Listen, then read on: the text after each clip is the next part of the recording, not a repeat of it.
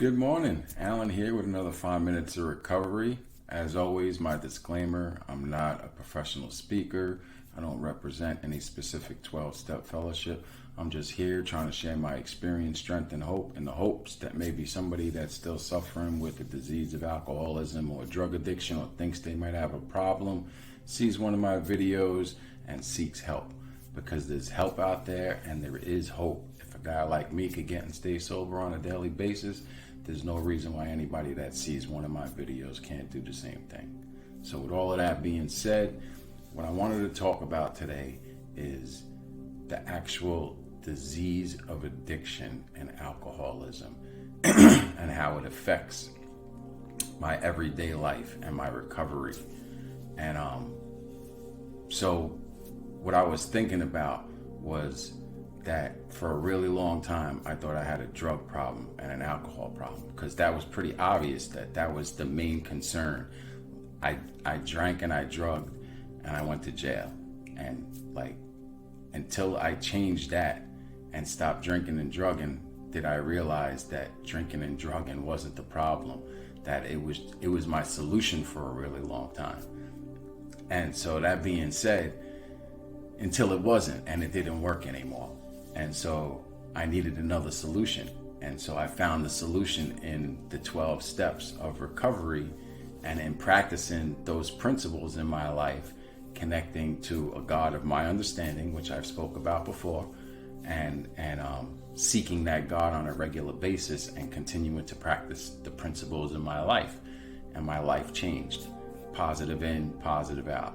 And so that being said, I need to also talk about the fact that because drugs weren't the problem, and that the problem really centered in my mind, if I don't continuously work the principles and continuously seek that connection with the God of my understanding, or a higher power, whatever you want to call it, then what tends to happen is I start seeking things outside of that. And by that I mean is I can activate my addiction without actually picking up a drink or a drug.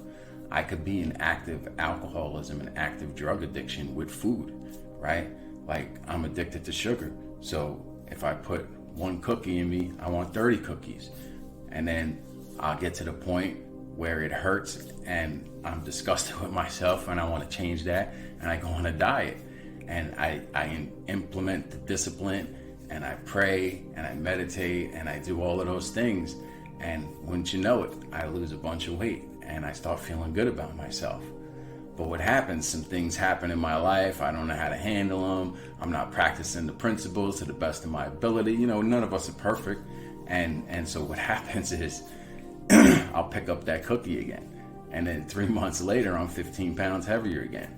So what I think needs to happen, especially for me in my life, is that I need to find a place and where I could surrender to that.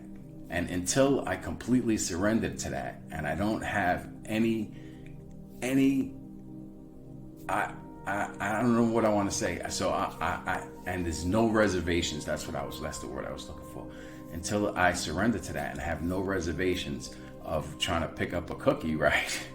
Then I'm never going to be able to get and stay slim and healthy the way that I want to, right? And so like that, I use food as an example, but that goes with all other things too. Like anything that you think of that you could get addicted to, and you start seeking more than you start seeking the God of your understanding or your higher power, is going to bring you away from that, and it's going to bring you closer to being in active addiction. And I don't know about you guys, but a guy like me really can't afford to do that for any amount of time, because what winds up happening is I start doing things and I start feeling bad about myself. And if I start feeling bad about myself, because I always suffered from low self-esteem in the past, and if I start feeling bad about myself, then we're talking about guilt, shame, and remorse, right? And guilt, shame, and remorse eventually leads me to picking up a drink or a drug to try to find some relief. So all of that being said, the other part that's really important about this is having a network of people in your life, like 2, 3, 4 people that you could trust 100% with your stuff, and that you could share with, and they could give you their feedback to get you back on track, right? Because none of us practice this 100%. Like, I'm not perfect, and I go through that. In fact, I've been going through that lately, just trying to connect back with the God of my understanding, and just seeking and trying to move away from those defects. So the other thing, when I talk about defects, like the way that I learned to have God remove the defects that are in my way is through prayer, but it's also through the discipline of practicing the opposite of what that defect is, right?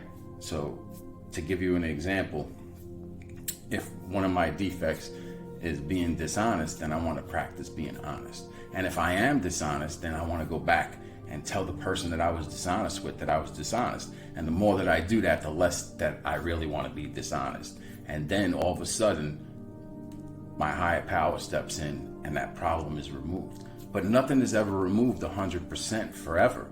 Like, this is something that's a work in progress, and that we got to continue to work on a daily basis. So that's what I wanted to cover.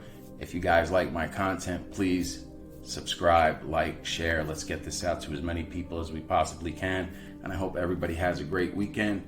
It's Sunday. Enjoy the day. Spend time with your family and loved ones. And I will see you again soon.